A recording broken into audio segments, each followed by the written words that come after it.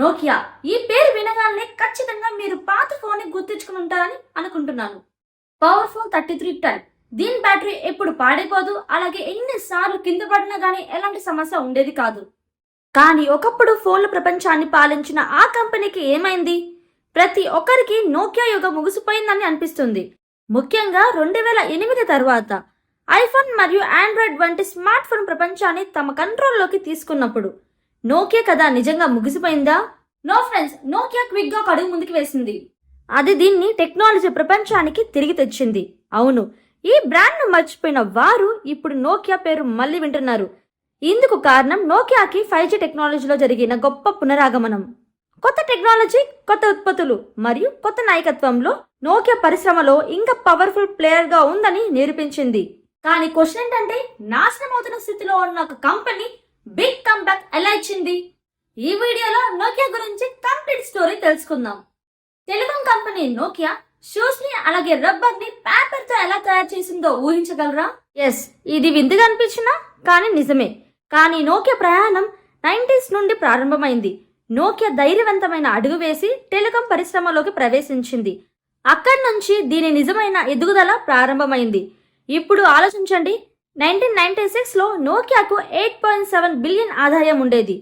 తర్వాత మొబైల్ ప్రపంచంలోనే అద్భుతమైన ప్రభావం చూపింది. 2008 నాటికి 74 బిలియన్కి మించిపోయింది. నోకియా ఫోన్లు ప్రపంచానికి ఆ స్థిరత్వం మరియు నమ్మకాన్ని ఇచ్చాయి. ఇలాగా మరెవ్వరూ ఇవ్వలేదేమో. దాని బలమైన డిజైన్ మరియు దీర్ఘకాలిక బ్యాటరీ కోసం ప్రతి ఒక్కరూ దీని అభిమానులుగా మారారు. కానీ టెక్నాలజీ మారినట్లు ప్రజలు అభిరుచులు కూడా మారాయి. ఇక్కడ నోకియాకు నిజమైన సవాల్ ఎదురైంది. ఒకప్పుడు అది నోకియాకు అతిపెద్ద బలంగా ఉండేది. ఇప్పుడు అది దానికే భారంగా మారింది.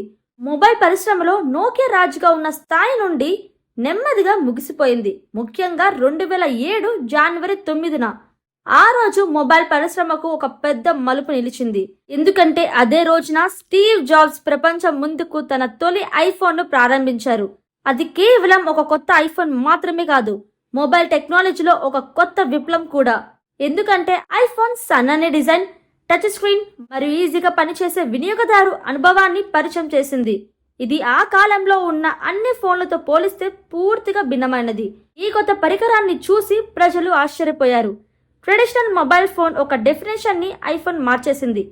కానీ మరొక వైపు ఆ సమయంలో మొబైల్ పరిశ్రమలో రాజుగా ఉన్న నోకియా ఈ కొత్త ప్లేయర్ ని తీవ్రంగా పరిగణించలేదు. వారికి ఐఫోన్ యొక్క టచ్ స్క్రీన్ ప్రాక్టికల్ కాదు మరియు దాని తయారు చాలా ఖర్చుతో కూడుకున్నదని అనిపించింది. నోకియా ఇంజనీర్లు కూడా చెప్పారు ఐఫోన్ తమ డ్రాప్ టెస్ట్ ను దాటలేదని. అది వారి ప్రకారం ఫోన్ యొక్క మెయిన్ సెల్లింగ్ పాయింట్ అని భావించబడింది. ఐఫోన్ యొక్క సన్నని మరియు నాజుకైన డిజైన్ సాధారణ ప్రజల కోసం సరిపోయేది కాదని వారు అనుకున్నారు. కానీ రియాలిటీలో నోకియా పూర్తిగా మిస్అండర్స్టాండింగ్ చేసుకుంది. ఇప్పుడు ప్రజలు బలమైన ఫోన్లు కాకుండా సన్నగా మరియు స్టైలిష్ ఫోన్లను ఎక్కువ ఆకర్షిస్తున్నారు. నోకియా ఇంకా ఆ అవగాహనలోనే ఉంది. అదే సమయంలో ఐఫోన్ మార్కెట్లో తన స్థానం నిరూపించుకుంటూ ఉంది. వినియోగదారులు టచ్ స్క్రీన్ యొక్క కొత్త అనుభవాన్ని చాలా ఇష్టపడ్డారు మరియు అలాంటి స్మార్ట్ ఫోన్ కోసం డిమాండ్ పెరిగిపోయింది. ఈ సందర్భంలో కూడా నోకియా దాన్ని టెంపరీ ట్రెండ్ గా గమనించి లెక్కే చేయలేదు. నిజానికి ఇది ఒక ట్రెండ్ కాదు, ఒక కంప్లీట్ టెక్నాలజీ మార్పు అని చెప్పాలి. సుమారు ఒక సంవత్సరం తర్వాత నోకియా తన తప్పు అర్థం చేసుకొని ఇది మొబైల్ మార్కెట్ యొక్క భవిష్యత్తుని గ్రహించింది. కానీ అప్పటికీ ఆలస్యమైంది. ఐఫోన్ మార్కెట్ ఆక్రమించుకుంది మరియు ఇతర పోటీదారులు కూడా స్మార్ట్ ఫోన్ తయారు చేయడం ప్రారంభించారు. ఉదాహరణకు 2008లో HTC మరియు గూగుల్ కలిసి ప్రపంచంలో తొలి డేస్డ్ Android smart phone T-Mobile G1 ని ప్రారంభించారు. ఇది ఐఫోన్ కు డైరెక్ట్ కాంపిటేటర్ గా మారింది. కానీ క్వశ్చన్ ఏంటంటే, ఈ మారుతున్న ఎరాలో నోకియా ఎలా స్పందిస్తుంది? ఎందుకంటే నోకియాకి ఒక ఐఫోన్ తోనే కాదు ఛాలెంజే, ఇప్పుడు ఆండ్రాయిడ్స్ తో వస్తున్న ప్లేయర్స్ అందరితో కూడా ఒక ఛాలెంజింగ్ రోలే. ఈ టచ్ స్క్రీన్ స్మార్ట్ ఫోన్లు మొత్తం మొబైల్ మార్కెట్ ను మార్చివేశారు. ఇప్పుడు నోకియా ఈ మార్పుతో సర్దుబాటు అవ్వాల్సిన అవసరం ఉంది. ఈ కఠినమైన పోటీ మధ్య నోకియా చివరకు ఒక సమాధానం ఇవ్వాలని నిర్ణయించుకుంది. 2009లో వారు N97 పేరుతో ఒక కొత్త స్మార్ట్ ఫోన్ ను ప్రారంభించారు. దీనిని ఐఫోన్ కిల్లర్ గా ప్రదర్శించారు. N97 తో టచ్ స్క్రీన్ తో పాటు ఒక సైడ్ అవుట్ కీప్యాడ్ కూడా ఉండేది. ఇది ఆ సమయంలో ఒక ప్రత్యేకమైన లక్షణంగా భావించబడింది. దీని వద్ద 5 megapixel camera, 2x storage, GPS మరియు ఐఫోన్ తో పోలిస్తే మరిన్ని లక్షణాలు ఉన్నాయి. నోకియా దీని మీద చాలానే ఎక్స్పెక్టేషన్స్ పెట్టుకుంది, కానీ ఉన్న వాస్తవం చాలా భిన్నంగా ఉంది. ఐఫోన్ వినియోగదారులు మృదువైన అనుభవాన్ని ఇవ్వడానికి దృష్టి పెట్టినప్పుడు N97 యొక్క టచ్ స్క్రీన్ లో చాలా అనురూపంగా లేదు. దీనికి అదనంగా ఈ ఫోన్ యొక్క ప్రధాన లక్ష్యమైన స్లైడ్ అవుట్ కీప్యాడ్ కూడా పూర్తిగా విఫలమవుతుంది. N97 లో చాలా లోపాలు ఉన్నాయని చెప్పవచ్చు, కానీ దీనికి విఫలమైన ప్రధాన కారణం దాని ఆపరేటింగ్ సిస్టమ్ అయిన సింబియాన్. నోకియా కావాలనుకుంటే మారుతున్న ట్రెండ్ ని పరిగణంలోకి తీసుకొని ఆండ్రాయిడ్ ను తన స్మార్ట్ ఫోన్ కోసం ఎంచుకోగలదు, కానీ అలా చేయలేదు. ఈ సింబియాన్ ఓఎస్ ను నోకియాతో పాత ఫోన్లలో ఉపయోగించలేదు. 2009 స్మార్ట్ ఫోన్ ని చూస్తే ఇది పూర్తిగా పాతబడింది. ఇది కేవలం కాంప్లెక్సే కాకుండా ల్యాక్ ఆఫ్ ఫ్లెక్సిబిలిటీ కూడా లేకపోయింది. దీనివల్ల థర్డ్ పార్టీ యాప్స్ డెవలపర్స్ కి సింబియాన్ యాప్లు తయారు చేయడం చాలా కష్టమైంది. ఈ కారణం వల్ల N97 ప్రారంభించారు. నోకియాకి ఉన్న ఆన్లైన్ యాప్ స్టోర్ లో కేవలం 500 యాప్లు మాత్రమే అందుబాటులో ఉండేవి. ఆ సమయంలో యాపిల్ యొక్క యాప్ స్టోర్ లో 1,00,000 కంటే ఎక్కువ యాప్లు ఉన్నాయి. ఈ విధంగా ప్రజల ఆసక్తి నోకియా N97 పట్ల తగ్గడం ప్రారంభించింది. ఈ కంపెనీకి ఇది ఒకటే వారి సంపాదన సాధించే మార్గమని అనిపించింది. ఈ స్మార్ట్ ఫోన్ ఐఫోన్ తో పోటీ చేస్తుంది, కానీ నోకియా ఒక గొప్ప బ్రాండింగ్ మరియు టచ్ నాచ్ హార్డ్వేర్ నాణ్యత ఉండగానే N97 తీవ్రమైన విఫలమైంది. కంపెనీ ఆదాయం 23% నుండి 57 బిలియన్ కి పడిపోయింది. ఇది గత ఏడాది 74 బిలియన్ గా ఉంది. ఇది మార్కెట్ లో నోకియాకి ఒక పెద్ద షాక్. దీనివల్ల కంపెనీ మొదటిసారి అర్థం చేసుకుంది ఈ కొత్త సాంకేతిక యుగంలో వారు చాలా వెనుకబడున్నారని. సింబియాన్ ఓఎస్ ఒకప్పుడు వారి అతిపెద్ద బలమైంది, ఇప్పుడు వారి అతిపెద్ద బలహీనతగా మారింది. బేసిక్ గా కంపెనీ అన్ని విషయాలను కొత్తగా ప్రారంభించాల్సిన అవసరం ఏర్పడింది. ఈ సమయంలో నోకియా ఒక పెద్ద నిర్ణయం తీసుకొని స్టీఫెన్ ఎలోప్ ను కొత్త సీఈఓగా నియమించింది. మైక్రోసాఫ్ట్ లో బిజినెస్ విభాగం ప్రధానిగా చేసిన ఎలోప్ నోకియా సీఈఓగా ఎక్స్చేంజ్ ఏజెంట్ గా నియమించబడ్డాడు మరియు నోకియాకు ఒక కొత్త దిశని ఇవ్వాలని ఆశించాడు. కంపెనీ యొక్క చెడ్డ పరిస్థితిని చూసి ఎలోప్ తన మొదటి రోజే అన్ని ఉద్యోగాలతో ఒక బలవంతమైన సమావేశానికి పిలిచాడు. ఈ సమావేశంలో ఆయన బర్నింగ్ ప్లాట్ఫామ్ స్పీచ్ ఇచ్చాడు. ఇది కంపెనీలో సంచలనం సృష్టించింది. వాస్తవానికి ఎలోప్ స్పష్టంగా చెప్పారు, మనం ఒక బర్నింగ్ ప్లాట్ఫామ్ మీద నిలబడ్డాము. మనం ఎప్పుడూ అనుకోలేదు యాపిల్ స్మార్ట్ ఫోన్ మార్కెట్ ను తిరిగేసిద్దని మరియు డెవలపర్లు ఒక శక్తివంతమైన ఎకోసిస్టమ్ లో ఆహ్వానించింది. ఈ ప్రసంగంలో ఎలోప్ సింబియోసిస్ ఓఎస్ యొక్క లోపాలను కూడా హైలైట్ చేశారు. ఆయన చెప్పింది ఏంటంటే ఈ ఆపరేటింగ్ సిస్టమ్ ఇప్పుడు ఆధునిక స్మార్ట్ ఫోన్లకు అనుకూలం కావడం లేదు.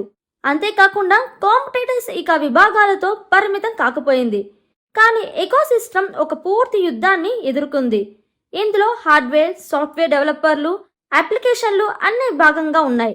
ఎలోప్ ఒక ప్రసంగం నోకియా ఉద్యోగులు మరియు షేర్ హోల్డర్ల మధ్య తీవ్ర అసంతృప్తిని కలిగించింది. ఈ ప్రసంగం పబ్లిక్ కి రివీల్ అయినప్పుడు ఒక పెద్ద షాక్ కి గురైంది. ఈ విధంగా నోకియా బ్రాండ్ ఇమేజ్ కు భారీ నష్టం ఎదురైంది. కస్టమర్లు మరియు షేర్ హోల్డర్లు నమ్మకం తగ్గడం ప్రారంభమైంది. నోకియా స్టాక్లు కూడా పడిపోయాయి. కానీ ఎలోప్ యొక్క లక్ష్యం ఈ కష్టకాలం నుంచి కంపెనీని బయట పడేయడం కాదేమో, కానీ వాస్తవంగా వారు నోకియాను మరింత సంఘటనలోకి పడేశారు. ఆయన నమ్మారు నోకియా మెరుగుపడడానికి మార్గం కష్టకాలంలోనే ఉంటుందని. ఈ కారణంతో ఆయన పెద్ద ప్రమాదకరమైన నిర్ణయం తీసుకున్నారు. అదేంటంటే సింబియాన్ను వదిలి ఒక కొత్త ఆపరేటింగ్ సిస్టమ్ కు మారడం. ఇప్పుడు క్వశ్చన్ ఏంటంటే సింబియాన్ను ఏ ఆపరేటింగ్ సిస్టమ్ మారుస్తుంది? నేను చెప్పినట్లుగా ఆ సమయంలోనే ఆండ్రాయిడ్ ఇప్పటికీ మార్కెట్ లో వేగంగా పెరుగుతుంది మరియు అది యాపిల్ యొక్క iOS కి ఒక పెద్ద కాంపిటీటర్ గా మారింది. ఈ పరిస్థితిలో ఎలోప్ ఆండ్రాయిడ్ ను ఎంచుకోవాల్సి ఉంది. అయినా ఇది చేసి ఉంటే నోకియా స్మార్ట్ ఫోన్ మార్కెట్ లో ఇప్పటికీ రాజుగా ఉండేవారు. కానీ ఎలోప్ యొక్క దృష్టి ఇతర ప్రాంతాల్లో ఉంది. ఆండ్రాయిడ్ ని బదులుగా ఆయన మైక్రోసాఫ్ట్ ని ఎంచుకున్నారు. అంతేకాకుండా విండోస్ ఫోన్ ఓఎస్ ని ఎంచుకున్నారు. ఇది నోకియా చరిత్రలో అత్యంత తప్పు నిర్ణయం కావడం జరిగింది. వాస్తవంగా ఎలోప్ నోకియాకు ప్రత్యేకంగా రూపొందించిన ఓ ఆపరేటింగ్ సిస్టమ్ ను కోరుకున్నారు. అలాంటి విధంగా ఐఫోన్ ను iOS ఉంది. ఇది ఆండ్రాయిడ్ తో సాధ్యం కాదు, ఎందుకంటే అది ఓపెన్ సోర్స్ సాఫ్ట్వేర్ కావడంతో ఏదైనా కంపెనీ దాన్ని ఉపయోగించవచ్చు. దానితో పాటు ఎలోప్ ఇప్పటికీ మైక్రోసాఫ్ట్ తో లోతైన సంబంధం కలిగి ఉన్నారు. ఈలోగా ఆయన విండోస్ ఫోన్ ఓఎస్ను నోకియా యొక్క ప్రత్యేక ఓఎస్గా మార్చారు. ఈ కొత్త ఓఎస్ ఒక పెద్ద గ్యాంబుల్ అయినప్పటికీ ఇది నోకియాకు మళ్ళీ ఎదగడానికి సహాయపడే ఎకోసిస్టమ్ అని ఎలోప్ నమ్మకంగా నమ్మారు. చివరుగా 2011 ఫిబ్రవరిలో ఎలోప్ ప్రకటించారు, సింబియాన్ను అంగీకరించి క్రమంగా రిటైర్మెంట్ చేయబడుతుంది మరియు ఇప్పటి నుంచి నోకియాకు అన్ని కొత్త స్మార్ట్ ఫోన్ కేవలం విండోస్ ఓఎస్ పై మాత్రమే పనిచేస్తాయి. ఈ విధంగా స్టీఫెన్ ఎలోప్ యొక్క నిర్ణయం నోకియాను ఒక కొత్త మార్గంలో పడింది. కానీ ఈ మార్గం అనుకున్న దానికంటే చాలా కష్టతరంగా మారింది. 2011 చివరిలో నోకియా తన 2 కొత్త మోడల్ను లూమియా 800 మరియు లూమియా 710ను విడుదల చేసింది. ఈ 2 smartphone Windows 7.5 Mango OS పై పనిచేస్తాయి. ఈ ఫోన్లు మార్కెట్లో మరలా తమ ప్రతిభను చూపిస్తాయని నోకియా ఆశించింది. కానీ ప్రజలు విండోస్ ఫోన్ యొక్క ఇంటర్ఫేస్ ను ఇష్టపడలేదు.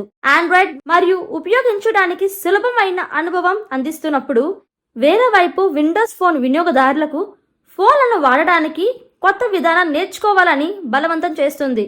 ఈ ఓఎస్ లో కేవలం ఒక సింగిల్ కోర్ ప్రాసెసర్ ను మాత్రమే ఉపయోగించవచ్చు. అప్పుడు యాపిల్ మరియు ఆండ్రాయిడ్ ఫోన్లు డ్యుయల్ కోర్ మరియు క్వాడ్ కోర్ ప్రాసెసర్లపై పనిచేస్తాయి. ఈ కారణంగా నోకియా ఫోన్ స్పీడ్ మరియు పనితీరు మార్కెట్లో ఇతర ఫోన్ల కంటే చాలా వెనుకబడ్డాయి. వారి ఫోన్లలో వినియోగదారులకు అవసరమైన ఫ్రంట్ ఫేసింగ్ కెమెరా కూడా లేదు. ఇంతవరకు బానే ఉంది, కానీ వారి ఫోన్లలో అతిపెద్ద కొరత వాళ్ళ యాప్స్. వాస్తవంగా లైక్ సింబయాన్, విండోస్ ఫోన్లను కూడా చాలా యాప్లను లోపించాయి. దీనికి కారణం ఏమిటంటే డెవలపర్లు ఈ కొత్త విండోస్ ప్లాట్ఫామ్లోకి ఆసక్తి చూపించలేదు.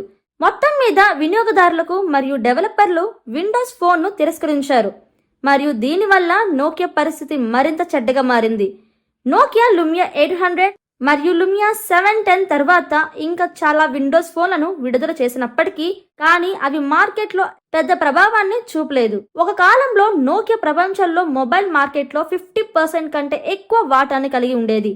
కానీ 2013 నాటికి అది కేవలం 3%కి తగ్గింది. అంటే నోకియా మొత్తానికి ముగిసిపోయింది. నోకియా ఎదుర్కొన్న ఆర్థిక సమస్యలు పెరిగిపోయినాయి.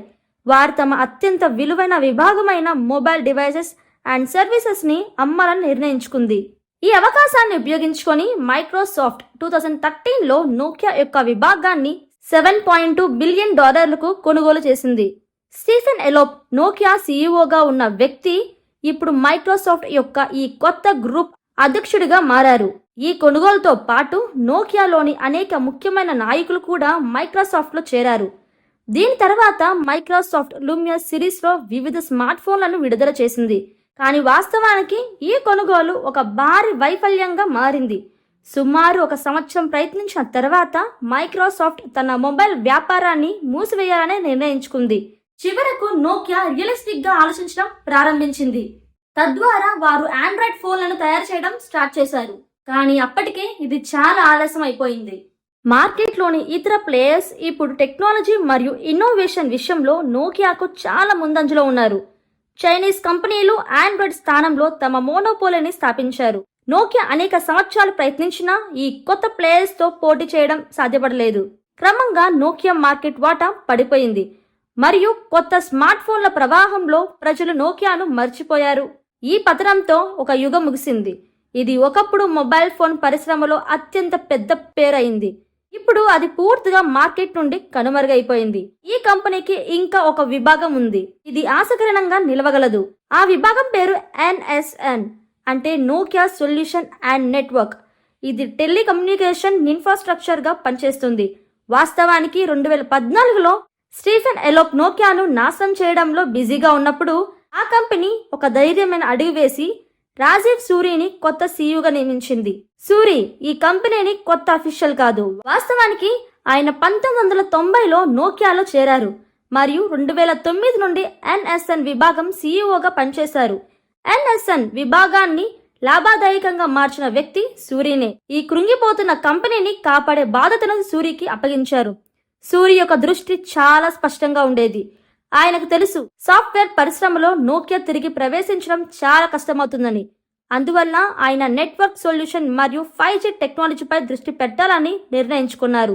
సూరి ఒక తేలికపాటి మార్గాన్ని ఎంచుకున్నారు, కానీ అది తప్పకుండా కంపెనీని స్థిరపరచగలదు. 5G టెక్నాలజీ నోకియాకు ఒక కొత్త యుగాన్ని ప్రారంభించగలదని ఆయన నమ్మాడు. మరియు నోకియా తన స్థానంలో గ్లోబల్ టెలికాం పరిశ్రమలో మళ్లీ పొందాలంటే 5Gలో మొదటి ప్రవీణంగా ఉండి దాని ప్రయోజనాలను తెలుసుకోవాల్సి ఉంటుంది. ఈ దృష్టితో నోకియా తన రిసోర్సెస్ పెద్ద భాగాన్ని 5G నెట్వర్క్ల పరిశోధన మరియు అభివృద్ధిలో పెట్టుబడిగా పెట్టింది. ఈ పెట్టుబడికి నోకియా 2018లో తన అత్యంత పెద్ద ఉత్కృష్టమైన టెక్నాలజీని ప్రజెంట్ చేసింది. అది రీఫ్ షార్క్ చిప్ సెట్. ఈ చిప్స్ 5G నెట్వర్క్ పరిక్రమలో ఉపయోగిస్తారు. సాధారణంగా చెప్పాలంటే ఈ చిప్లు base stations and antennas install చేయబడతాయి. ఇవి 5G సిగ్నల్ ని పంపించడానికి మరియు స్వీకరించడానికి ఉపయోగిస్తాయి.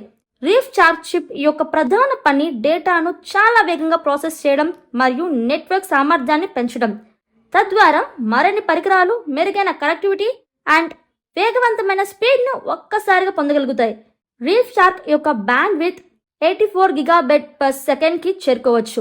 ఇతర 5G చిప్ల కంటే 3 రెట్లు వేగంగా ఉంటుంది. అదే కాకుండా ఈ చిప్ సెట్ 50% చిన్నది మరియు పవర్ వినియోగాన్ని 64% వరకు తగ్గిస్తుంది. ఈ లక్షణాల వల్ల టెలికాం కంపెనీ నోకియాకు చెందిన టెక్నాలజీని పెద్ద స్థాయిలో ఉపయోగించడం మొదలుపెట్టాయి. రీఫ్ షార్క్ చిప్ సెట్ నోకియాను దాని అతిపెద్ద ప్రత్యర్థులను అయిన హుయావీ అండ్ ఎరిక్సన్ నుండి వేర్పరిచింది. వారు ఈ మార్కెట్లో ఇప్పటికీ మంచి స్థానం సంపాదించిన వారు. నోకియా ప్రపంచంలోని అతిపెద్ద టెలికాం కంపెనీతో పార్ట్నర్షిప్ పెట్టుకుంది. అవి AT&T, వడాఫోన్ మరియు జపాన్ యొక్క అతిపెద్ద టెలికాం కంపెనీ NTT డోకోమో. దీన్ని సరళంగా చెప్పాలంటే నోకియా తన 5G టెక్నాలజీని అమ్ముతుంది మరియు పెద్ద కంపెనీలు తమ నెట్వర్క్ లో దీన్ని ఉపయోగిస్తారు. 2020 నాటికి నోకియా ఇప్పటికే 100కి పైగా టెలికాం కంపెనీలతో ఒప్పందం చేసుకుంది మరియు 2024 నాటికి ఈ సంఖ్య 300కి పైగా చేరుకుంది. ఈ రోజు నోకియా చైనాను విడిచి గ్లోబల్ 5G మార్కెట్ లో 29% వాటాను ఆక్రమించింది. అంటే ప్రపంచంలోని 100 నెట్వర్క్లలో 29 నోకియాలను టెక్నాలజీ ఉపయోగిస్తున్నాయి. ఈ ఒప్పందాల ద్వారా నోకియా $1 బిలియన్ రూపాయలు సంపాదించింది. మరలా ఆర్థికంగా బలంగా మారింది. కారణం ఏమిటంటే నోకియా యొక్క ఆదాయం ఒకప్పుడు $14 బిలియన్ కి పడిపోయింది. అది 2022లో దాదాపు రెట్టింపు అయ్యి $26 బిలియన్ కి పడింది. ఇదన్నీ రాజీవ్ సూరి యొక్క దృష్టి మరియు సమర్పణ వలనే సాధ్యమైంది. రాజీవ్ సూరి నాయకత్వంలో నోకియా 5Gలో చేసిన పెట్టుబడి ఆయన యొక్క అతిపెద్ద విజయంగా మారింది. నోకియా గురించి మీకున్న ఒపీనియన్ ఏంటో మర్చిపోకుండా కామెంట్ సెక్షన్ లో తెలియజేయండి. అలాగే ఈ వీడియో నచ్చితే ప్లీజ్ లైక్ చేయండి, అలాగే షేర్ కూడా చేయండి. ఇలాంటి మరిన్ని వీడియోస్ కోసం మన ఛానల్ ని సబ్స్క్రైబ్ చేసుకోండి. పక్కన బెల్ ఐకాన్ ప్రెస్ చేసి ఆల్ నోటిఫికేషన్స్ ఆన్ చేసుకోండి. And thank you so much ఇంతవరకు వీడియో చూసినందుకు. See next video guys. Take care. Bye by.